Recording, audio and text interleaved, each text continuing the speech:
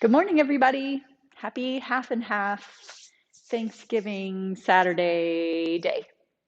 And we're really glad to have you all here this morning. So I put a chat in about feet, and we already have a question coming in. But before we go into that, make sure you have a chair. I think a dining room chair is usually pretty good, or if you have a little stool like this is nice. What doesn't work so great is probably like a really cushy couch. Just have like some place you can sit that feels a little bit firm so you can feel your sits bones. And then your knees aren't like up in your chest when you sit, that they are down a little bit. So if you don't have that, you can hit pause, even if you're watching it live, and then go get it and come back and hit play and then catch up. So we're going to do some work with the feet. And somebody already typed in a question about plantar fasciitis. That is something that happens to a lot of us. So the plantar fascia, plantar side of the foot is the sole of the foot. You sometimes get plantar warts. So that's the plantar side. And then you say plantar flexion is when you push towards that side. So that side of the foot, there's this big like swath of fascia. And fascia is connective tissue. And so that big swath of tissue, it's not like muscle that's meant to contract and release. It's meant to kind of just hold things together. And so when it gets really inflamed, when it gets pulled on, and it's not really meant to be pulled on, it's really painful, and it's called plantar fasciitis. Itis is inflammation of, I think, whenever you have an itis. Um, so yeah, so then, a lot of times people will talk about why that happens is that the calf muscle is too tight, maybe, perhaps. And so then the Achilles tendon goes around the heel and then it feeds into the plantar fascia, and the plantar fascia gets pulled on and it gets inflamed. So it can happen for all sorts of reasons. I would say, just sort of generally, it's nice to get your feet working better. It's nice to get your lower leg working more efficiently. Hip flexors, we know like hip flexors overwork a lot. People get a lot of like quads are overworking and hip flexors are overworking. And one of the ways we deal with that is we get all the other muscles around the hip to do more so that this doesn't do as much. So we could think of that same like kind of general philosophy about the feet, that if I have the calf muscle sort of grabbing and tightening and doing everything, then maybe other stuff isn't working as well as it should. And if it did, then maybe my calf muscle wouldn't pull so much. So, if you're really inflamed, doing footwork might not feel that great. But if you're just, know that that's a tendency for you and it's not in an acute, painful spot, then the footwork is usually really helpful. And then this other, like, one little trick I'll say that seems to work well for a lot of people, and it's very simple, is to walk backwards for a little while, and that is sometimes really helps plantar fasciitis. So sometimes on a treadmill, like really slowly, just turn around and walk backwards for a little bit after running or walking. Or maybe if you're out on a trail, just turn around and walk backwards if no one else is on the trail, because you don't want to run into people. But it's a funny thing. It's like a simple way to stretch your calf and actually like get the movement happening the other way. And that can help a lot of people with plantar fasciitis.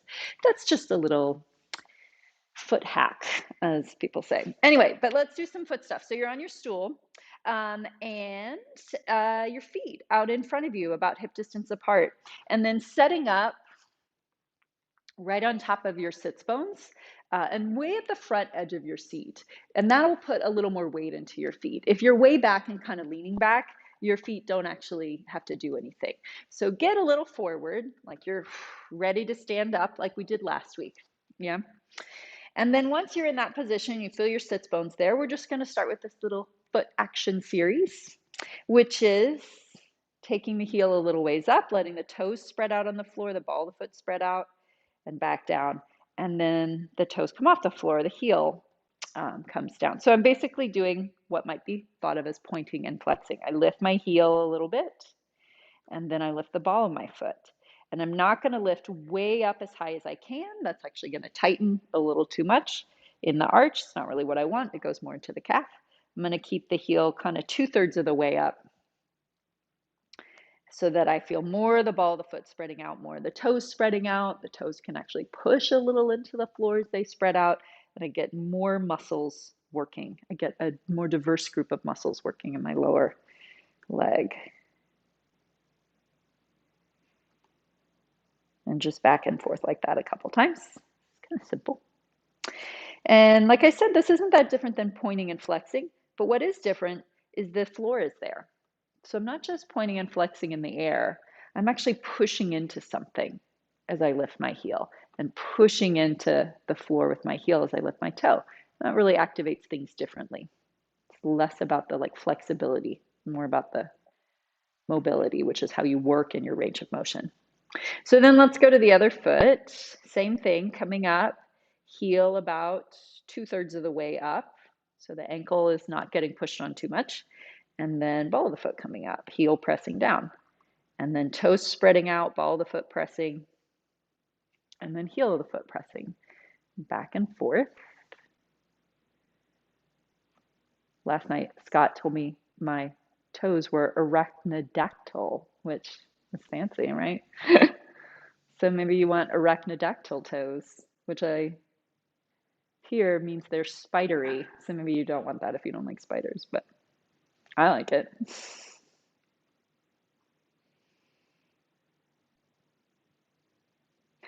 And then setting that foot in place. So now this next one is when we go into inversion and eversion, which is kind of out and in with the foot. I'm going to start with my left foot first because that side camera will show a little better probably. So I'm going to try to keep my knee in place. And as I keep my knee in place, I roll to the pinky toe side of my foot and the inside part of my foot comes up. The arch of the foot side comes up, but I don't let my knee go out as I do it. That's my hip joint. This is my foot and ankle when I keep my knee in place. And then take it down and let's go right into the other, the eversion. So then the inside part of the foot stays down, my big toe, my inner edge of my heel, and my inside ball of my foot. And then my pinky toe side comes up. And I roll back and forth with that without letting my knee move. And this one I think really helps me feel foot muscles, front of the shin, outside of the shin, deep calf muscle a little more, top of the foot. Like I feel all sorts of things when I do this one. That feel like it's waking up all around my lower leg and into my foot, which is what I want. Sometimes you see people as they age, it's like their legs get skinnier and skinnier and their calves get skinnier and skinnier. I'm gonna have I don't know what I'll have, but I'm gonna try to make my feet and my shins work more. Keep those muscles. So let's go to the other foot. So I'm going to keep my knee in place. Somehow putting one finger on my knee reminds me to do that. You can do whatever you want. And out and in with the foot here.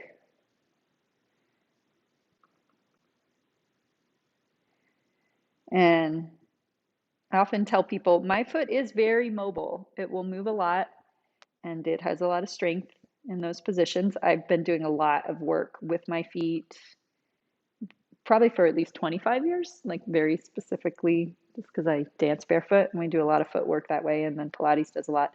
So, and I also start with a lot of flexibility. So your range might be much less than my range, and that is just fine. It doesn't ever have to be quite as big as I'm doing it. It's nice that I'm doing it big because you can see what you're going for, like what direction you're going for. But other than that, it's fine. Just roll to your amount so that you can feel those muscles working. Okay, so then we try to do the circle, right? And again, this movement we're going to do, circling around, is basically, it's not totally different than just an ankle roll, but we're pushing into something and we're being really specific, and that does make it really different. So knee stays in place, and let's go back to this foot again. So the heel comes up a little bit, and then you roll to the outside edge of your foot and place that down. And then you lift the ball of the foot up so your heel is down. And then you put the inside edge of your foot down. And then you roll to the ball of the foot, the heel lifts. So I often imagine I've traced the outline of my foot on the floor and I'm trying to use my foot and place my foot on that outline all the way around. Like I was drawing that outline with my foot.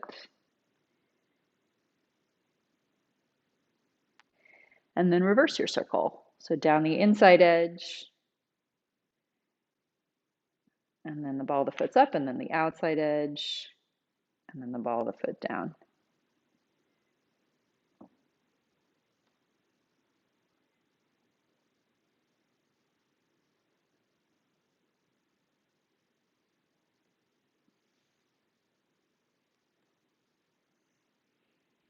and then down. And then we can do the other foot.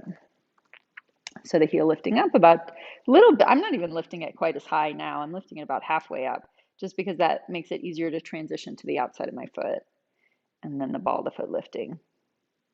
And then the toes down and circling around.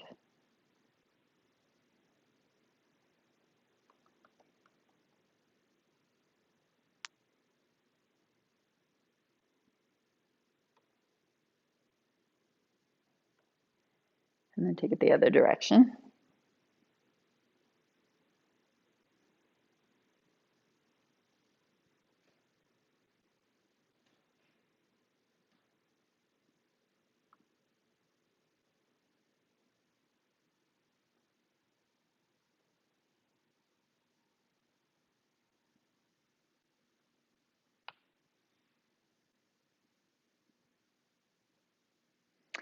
And then both feet on the floor. Okay, so let's play a little bit with that standing and sitting. And start, I just pulled my feet in. You probably saw that. I pulled them in. And one thing that's true here, right? My knee is forward of my toes. So I remember when I was first learning exercise, and there was this very big, like your knee never goes in front of your toes. It's not a bad rule overall if your knees are a little sensitive. But when we're going into kind of deeper squats, like at a certain point, the front of the ankle needs to release and the knee really needs to move forward. And that's how I get weight over my whole foot and this ease in the front of the ankle, and that like letting that joint bend is really helpful. So what you don't want is to take your knees so far forward that your heels come up. That's probably not very useful. But there's a certain amount that your knees should move forward over your toes so that your heel actually can be more grounded and this front of the ankle place starts to release, and then my toes spread out, all that stuff. So I pulled my feet in, my knees are a little forward of my toes. I'm gonna shift my weight a little forward and let my arms just kind of relax. I'm gonna turn my abdominals on and shift onto my feet and then come up to standing. So then from here, now you may or may not go back to the chair again, but we're going to play with this squatting a little. And I'm going to think feet spread out, ankles release, knees go forward, butt goes back, folding at the hips. And I was calling this gorilla last week. That's what my Alexander teacher used to call this, monkey or gorilla. Then I realized Scott has another gorilla, so that might be a little confusing, but gorillas can make more than one action. And then coming back up. So we'll take that a couple times. Butt back, knees forward, feet spread out, heels go down, toes spread out, belly's working, and then coming back up. So it's not, I mean, my legs are working, my quads are working, all that stuff that happens in a squat is a part of this, but that's not what I'm thinking about. I'm thinking about spreading my feet out and then letting my lower leg like find its way and then pushing the floor away. So then I just go however low I go. And it could take you back to your chair. You could play with that, coming all the way back to your seat. And from your seat, coming back to standing. Or you could do what I was just doing a moment ago, just coming down a little and then coming back up. A couple times. Exhale as you lower is kind of nice. Inhale, pressing the floor away. Knees, ankles, hips, bending really evenly.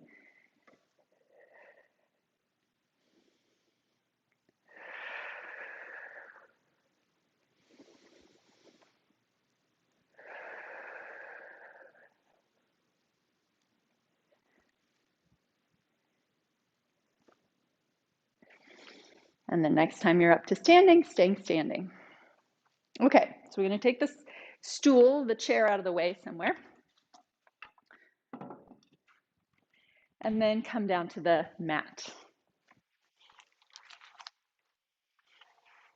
And then take a look at your feet before you're back on your back. Make sure they're hip distance apart and lined up. Sometimes one foot is in front of the other when we're back on our backs. So it's kind of interesting sometimes to just like get them really in place.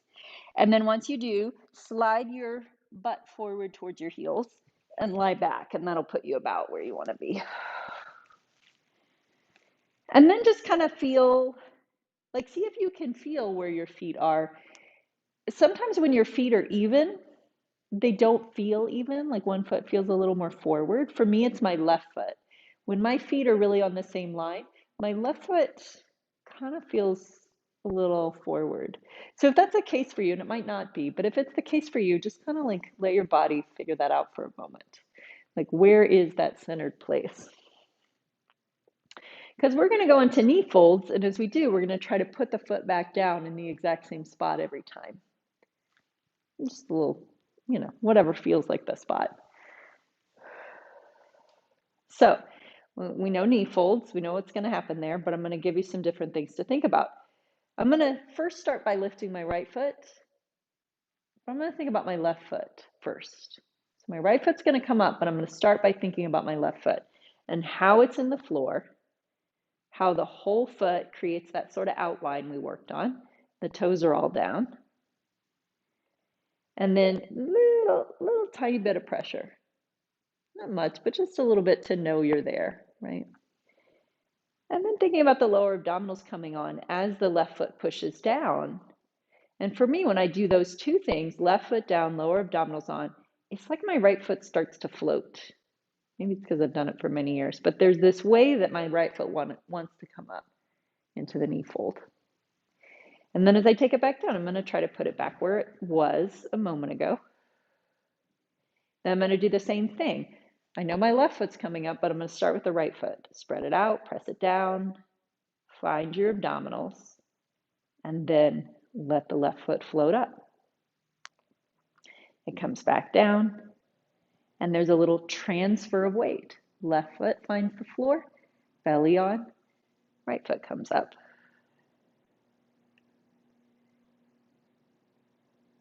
And back to the floor.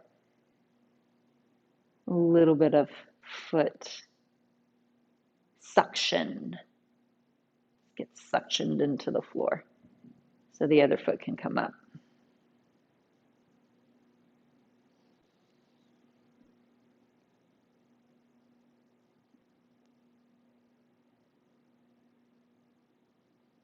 And hopefully, if that's going well, then it means you don't have to tense up in your neck to do this exercise. You don't have to pull up in your ribs. And keep breathing pretty easily.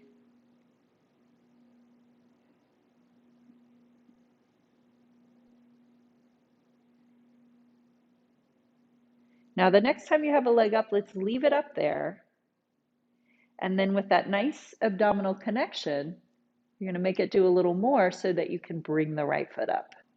So now both legs are up, or the other leg. I had my left foot up.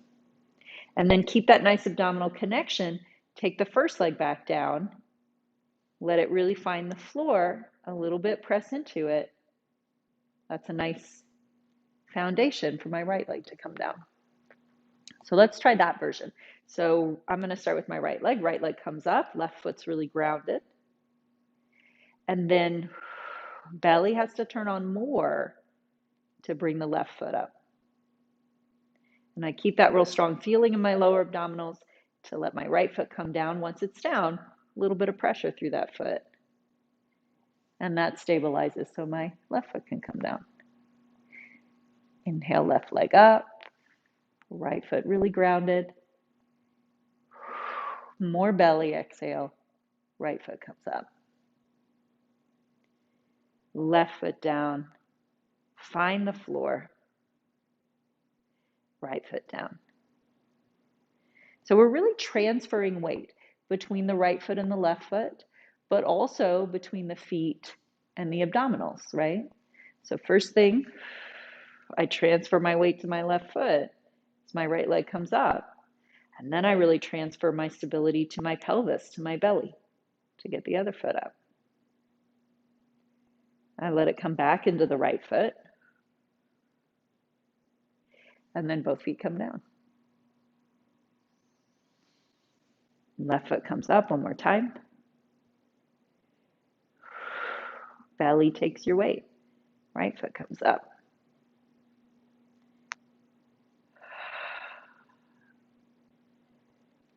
Left foot down. And right foot down. Let's do one more transfer, which is both feet press down, pelvis rolls up. We go into shoulder bridge. Feet really pressing down to let the pelvis lift. And feet keep pressing down as I lower back down, right? I want to gently place my pelvis down, and I keep pressing through my feet so I can do that.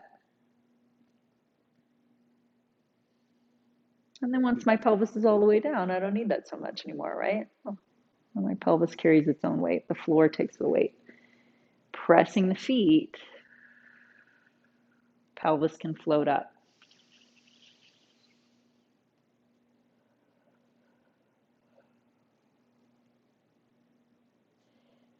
Keep pressing the feet.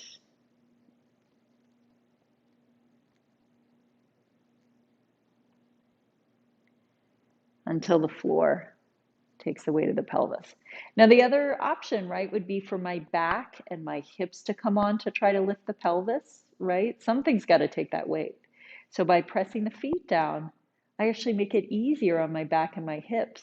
They can let go a little more because my feet are going to hold that weight. I can still use the belly as I roll up.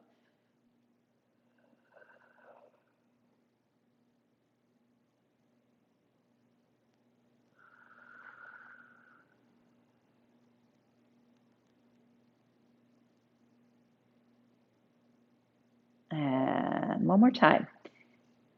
Feet pressing down, a little bit of belly support, and easy lower back, easy front of the hips, easy quad muscles.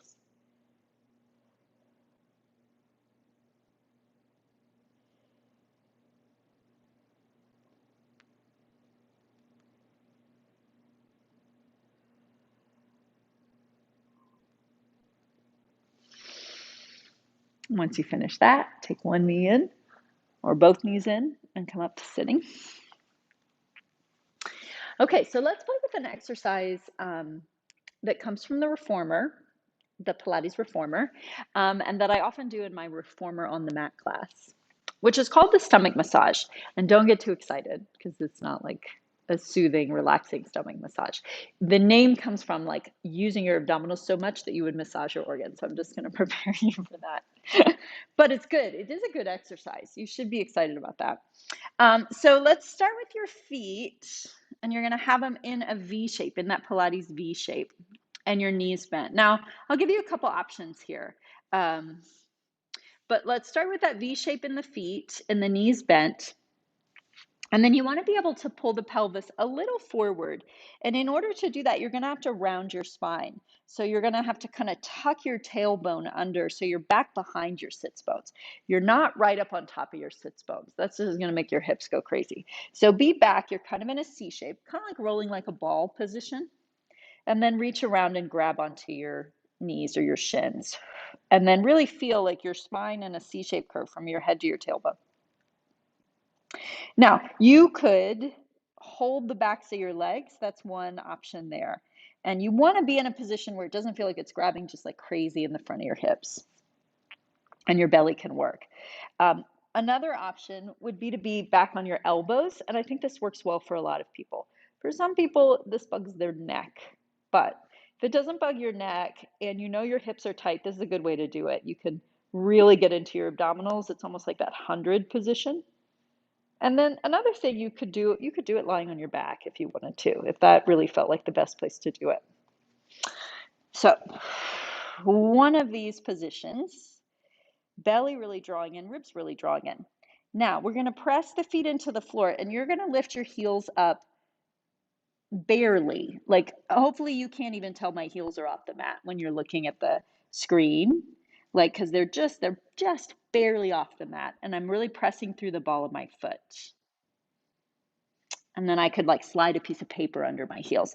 But I don't want to come super high. I want my heels to stay together. And as I push the toes down and the balls of the feet down, I want to see if I could feel my abdominals a little bit more. That the toes press down, the belly comes on as the heels come up. And then let your heels lower back down. So just try that feeling a couple times. See if you can get it into you. You can work with your arms a little. Push the toes down, let the heels barely lift and draw your abdominals in more. Think of that C shape. And then lower the heels down. And a couple more, pressing the feet drawing the belly in, opening your spine.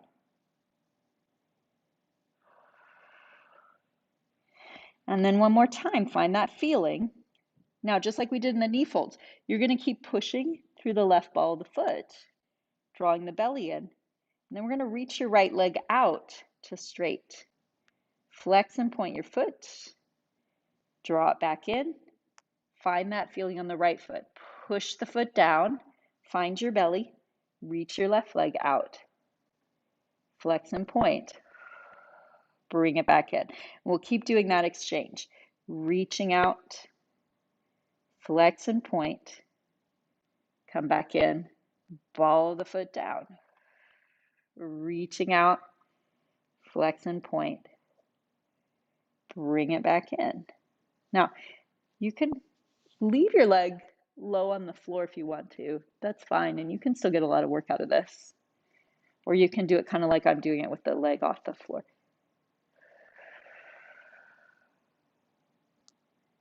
And you might have noticed I took my hands away. They're not holding my legs anymore. That's another thing you can do if that feels good. Lots of ways to play with this exercise.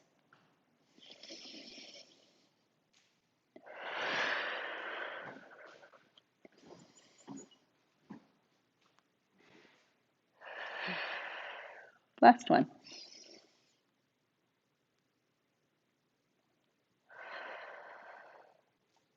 And then taking your heels down and just kind of stretching your legs out and let them relax. So let's do one more thing, kind of variation on that, on some of the things we've done. Come over to your hands and feet and take a stretch up through your legs. And then bend your knees, roll your spine up to standing. Okay, so we're going to try for that same sort of feeling we were just working on with the belly connected to your leg being outstretched, that sort of feeling. And then also playing with this, transfer of weight idea, all this stuff we've been doing. So we're going to go back to this kind of semi-gorilla pose, not even quite so low. You're going to have your feet about hip distance apart.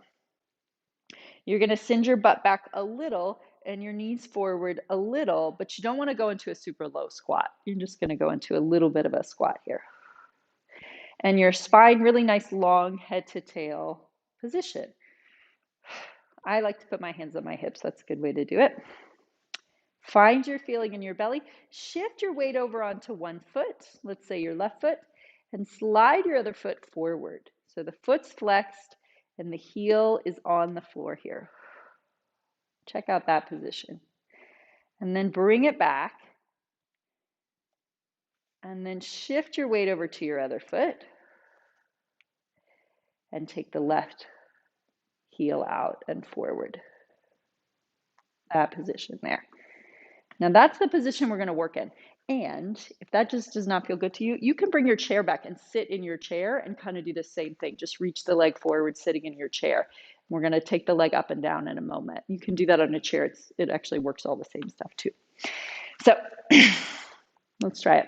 So coming a little forward, find your long position here. Shift your weight.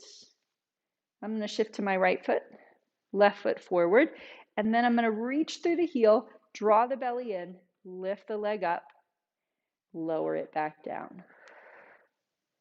Lift your leg up, and lower it down. Doesn't have to lift high. Don't want to be super quaddy when you do it. You want to feel belly. Lifts your leg and lower. Standing on my right foot, I'm really pressing it into the floor and lower. And 4 more times. Lift and lower. I like to exhale to lift and lower and exhale, lift and lower, and one more, lifting up and lower, and then coming back to center. So you get really a lot going on. The leg you're standing on gets some work, right? Same thing on the other side. Little mini baby gorilla. Shifting over to the left foot, reaching the right foot out. Exhale, lift and lower. Exhale, up and lower. Butt stays back. Ribs stay connected. My gaze is kind of down past my foot. 4 more times. Exhale.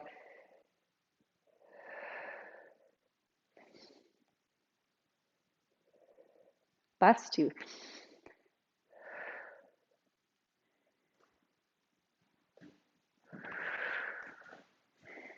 And then coming back to both feet. Okay, so up on your feet, we're all ready for Scott.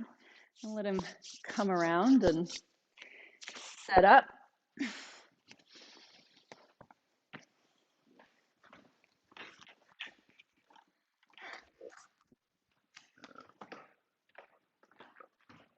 Let's continue in that thread. And so what we're seeing there was an articulation of ankle, hip, and knee, such that torso came forward. And that's a movement that I like to do quite a bit in what I call the sumo squat. And so it's where their feet are a little bit apart, actually fairly far apart, and then a little bit turned out in both the thighs. And just like you worked on previously, bend your ankles, your hips, and your knees to come down, and then to come on back up. Now to merge that with a breath. Exhale, extend that exhale. Inhale, fill your lungs. A few more.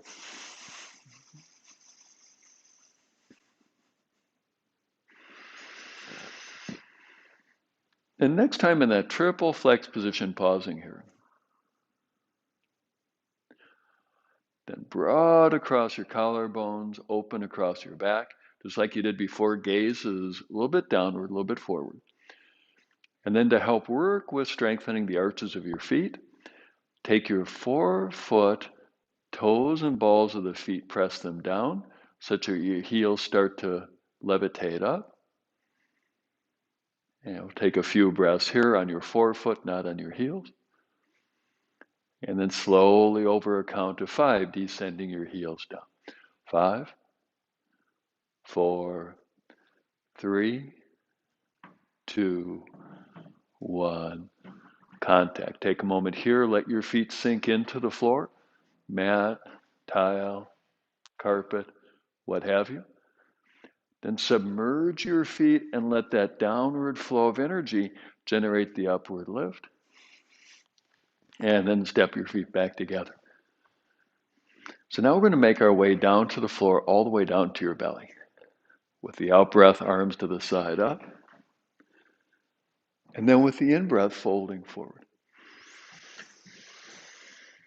A variation of gorilla.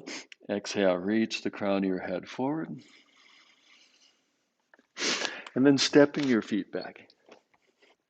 We'll take a few breaths here. Yoga pose, head down dog.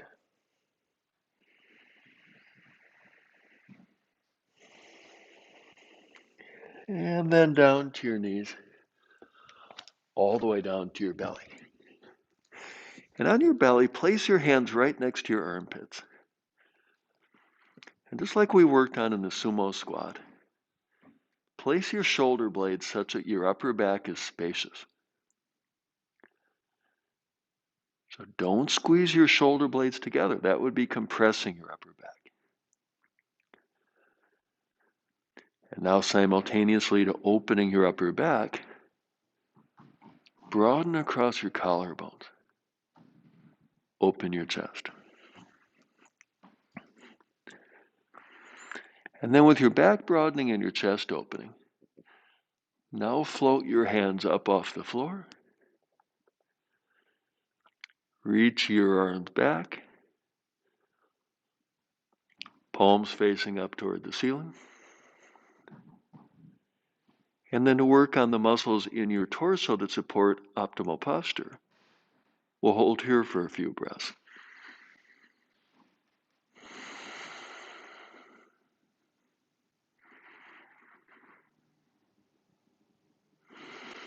And then bring your hands back next to your armpits to help build strength in your chest, arms, upper back, and core. Push up to hands and knees. Then from hands and knees, back to yoga pose, head down dog. We'll take a few breaths here.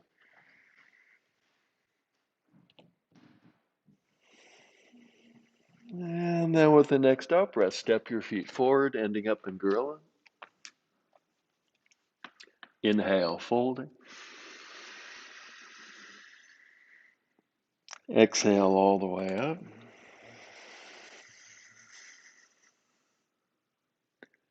Inhale, arms down. All right, so moving back into the sumo squat, step your feet apart. Both your legs a little bit turned out. Matching movement to breath. Exhale, ankles, hips, knees bend. Inhale, coming up. So as we go up and down, we're working with matching movement to breath. And a point that came up earlier in the chat, when we focus on the feet or really a lot of parts of the body, with that focus, it can be easy to hold the breath. So we're going to take a few more here practicing breath accompanying movement. So next time you're in that triple flex position, pausing here, recalling way back on your belly. Remember what it felt like to open your upper back and at the same time to enjoy openness across your chest? So now releasing your hands from your hips, reaching your arms back, palms facing back. And then keeping back broad, chest open as you lift both heels up. Now for the time being, keeping your left heel lifted, and slowly over a count of 5, descend that right heel down. 5, 4, long spine, 3, 2, 1, touch, lift. Now keeping your right heel lifted, slowly resist your left heel down. 5, 4, 3, 2, 1, touch, lift. And now both forefeet pouring into the floor as you slowly descend your heels to the floor. 5, 4, 3, 2, 1, contact. Few breaths here. Now to challenge your upper body, bring your arms to the side, forward. Inhale up. And exhale, stepping your feet together, let your arms hang. Few deep breaths here. Inhale, fill your back lungs. Exhale, empty your lungs. Deep breathing. Fill your back ribs. Use this exhale to connect to your belly. One more like that.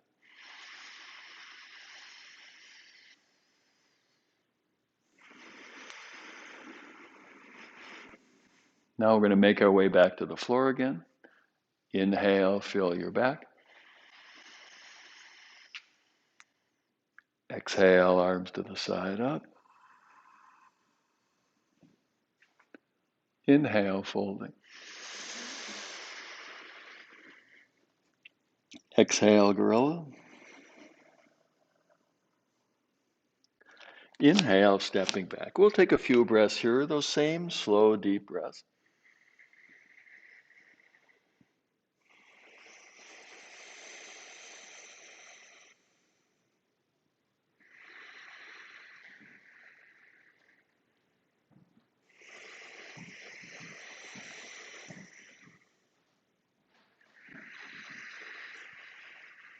And then coming down to your knees.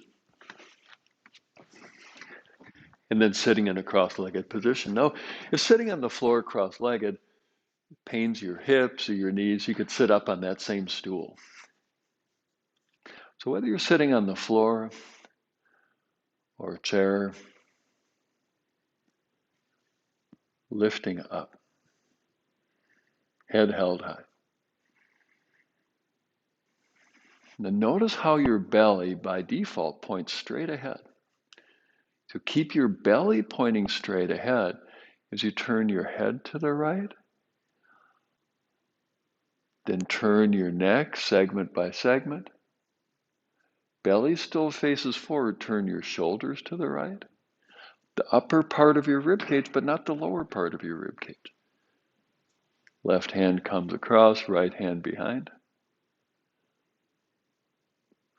And we'll take a few of those deep breaths here. So the idea here is that your lower ribs remain one with your belly.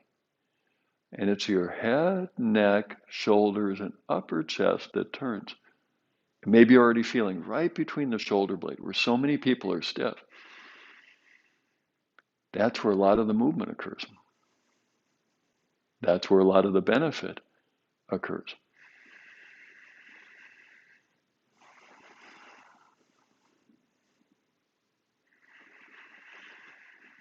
And then turning back toward the middle.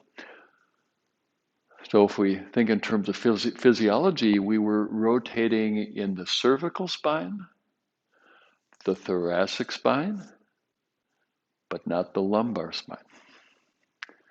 So let's take a look at going to the second side to the left. Start with your head, then trickle down twist, segment by segment, your neck, your shoulders, upper rib cage, but your belly and your lower ribs keep facing straight ahead.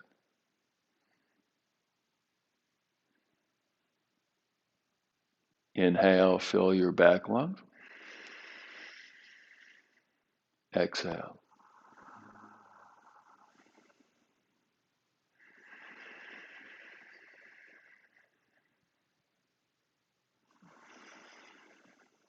One more full breath. And turning back toward the front. Then moving to hands and knees.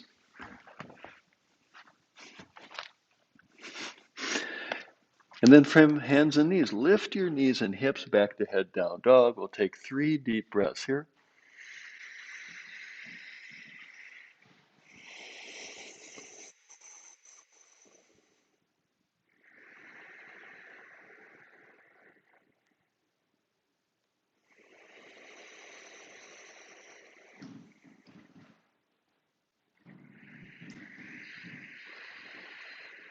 Now with the next exhale, walk your feet forward, gorilla.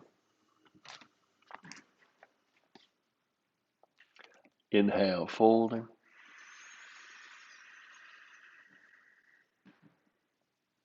Exhale all the way up.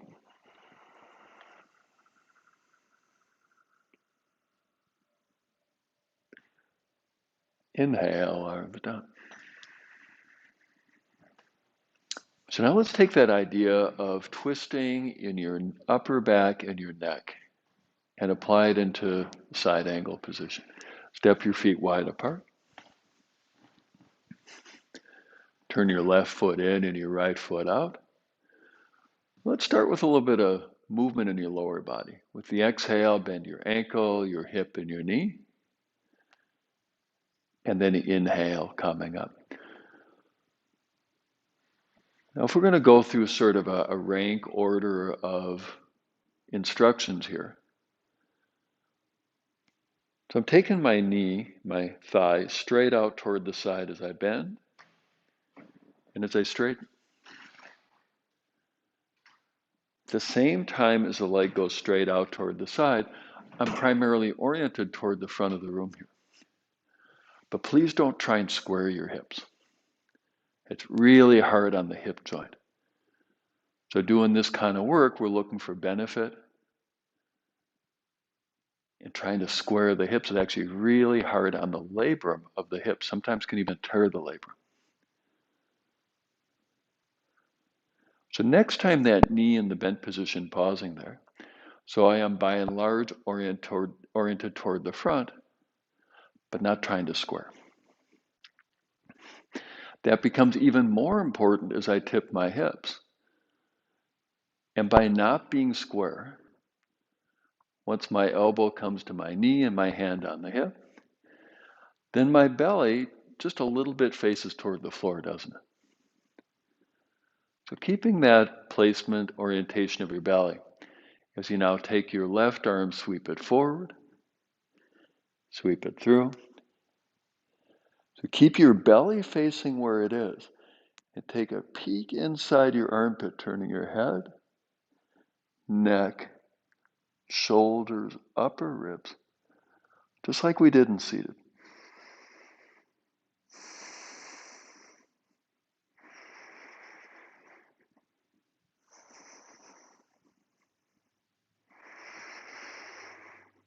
And then ride the next inhale out. Turning back to the front. Second side. Turn your right foot in, your left foot out. Exhale, bending. Inhale, straightening. Up and down like that. So everything you worked on previously with your feet all holds true here. And not just in the foot that's doing the bending, straightening, but also in the back foot. Remember what it felt like to feel the whole trace of your foot contacting the floor.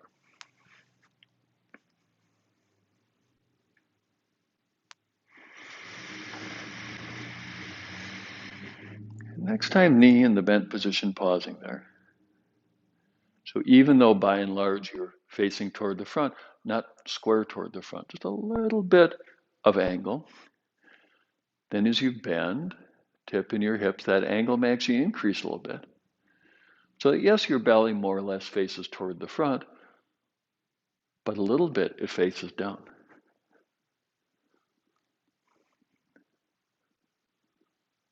Bring your right arm forward and through. And then creating the rotation in your cervical and thoracic spine, but not your lumbar. And taking a little peek inside your armpit, a few breaths here.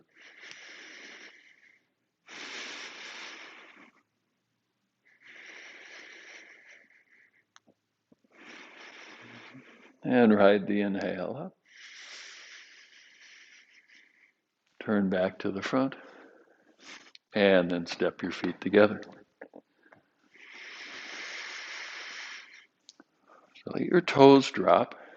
I talked about this a lot in my first class this morning, mindful cardio. That tension in the body and the mind is often accompanied by the toes picking up off the floor. In fact, give it a shot. Lift your toes up and watch what happens in your neck and in your face. Now let your toes drop down.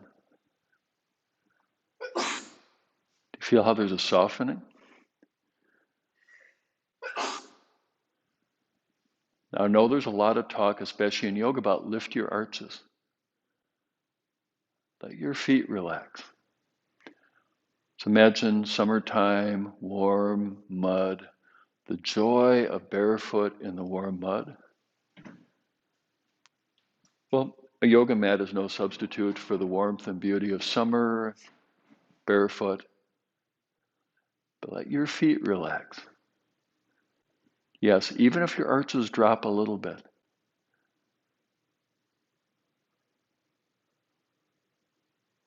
All right, so how are we going to enliven the arches? How are we going to connect into the lower belly? Not by picking the arches up, but by ever so slightly rocking forward. Just a little less weight in your heels, a little bit more weight in your forefoot. So your heels are still touching, they're just a little lighter than they were. You feel how that connected to your lower belly? Don't worry if you didn't, it's pretty subtle. Whether you did or you did not, take your lower belly and lightly lift it up toward the ceiling. Let that in turn lift your chest. Hold your head up high.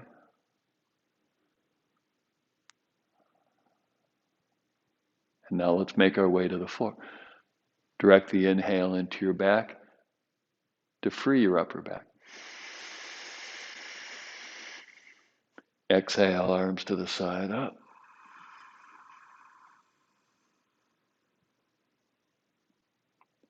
Inhale, fold it.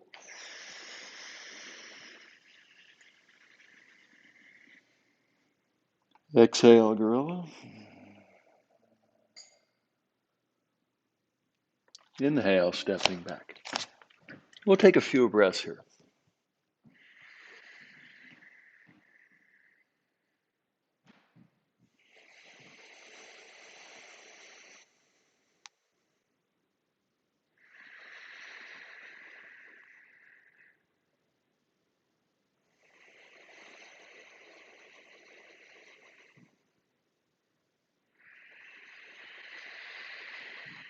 And then coming down to your knees. And then onto your back. We've already done bridge position. He had some really great cues, at least I was really fond of them. How to work with your feet, feeling your toes, releasing down, forefoot releasing down, heels releasing. Remember that image of the perimeter of your foot contacting the floor. Then with that sense of your whole foot sinking down into the floor, lightly tip your pelvis backward, posterior pelvic tilt. Feel how that presses your lower back into the floor. And now segment by segment, lifting your spine up. Back of the pelvis lifts, lumbar 5, lumbar 4, so on and so forth, up your spine, articulating piece by piece, segment by segment, up into the bridge. Now, the art to the bridge is not necessarily what lifts up, but what presses down. Then keeping your feet rooted, anchored, as you slowly lower down, segment by segment, piece by piece, coming down.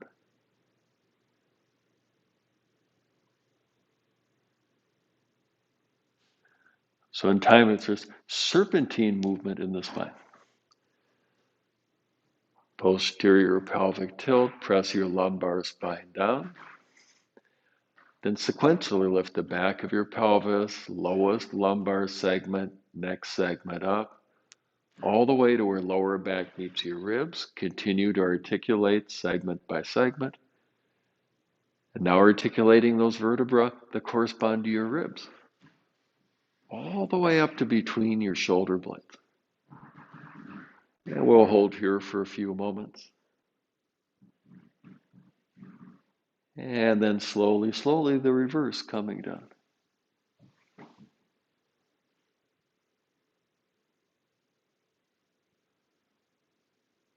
All right, one more time. Feet press down, spine lifts up, sequentially,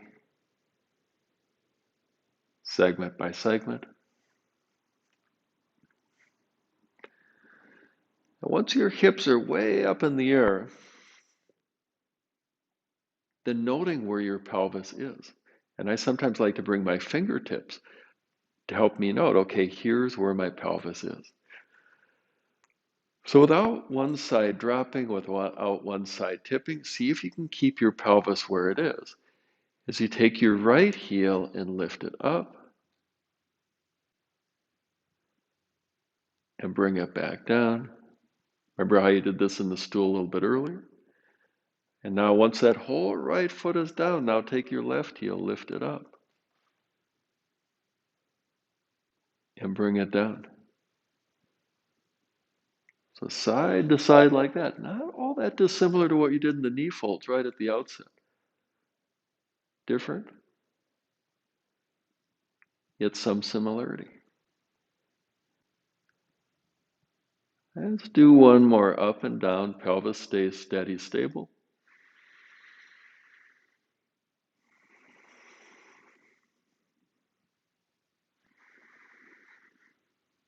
And then once both feet come back down, lowering your spine down, segment by segment, piece by piece.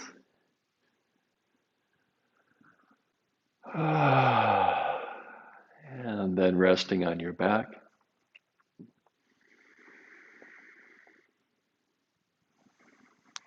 Some people find it more relaxing to close their eyes.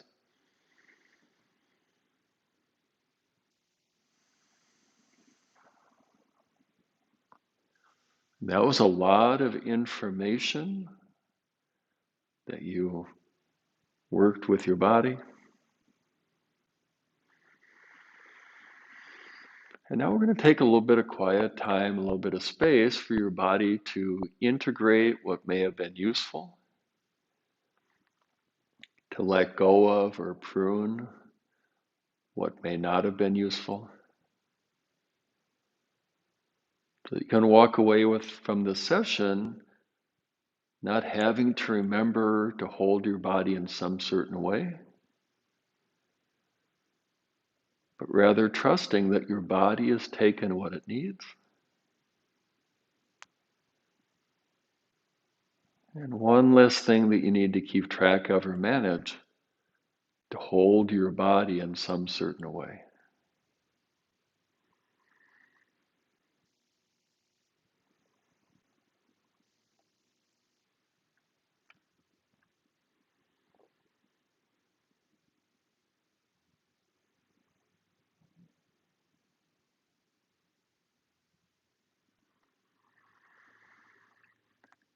Nothing that you need to think about.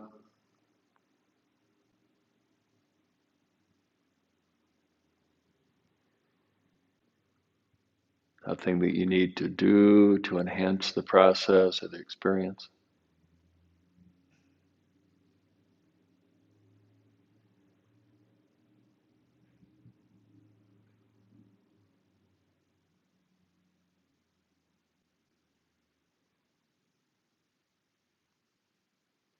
And now if you've closed your eyes, opening your eyes,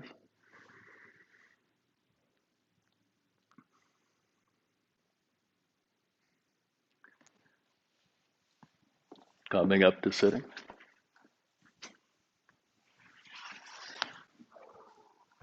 All right.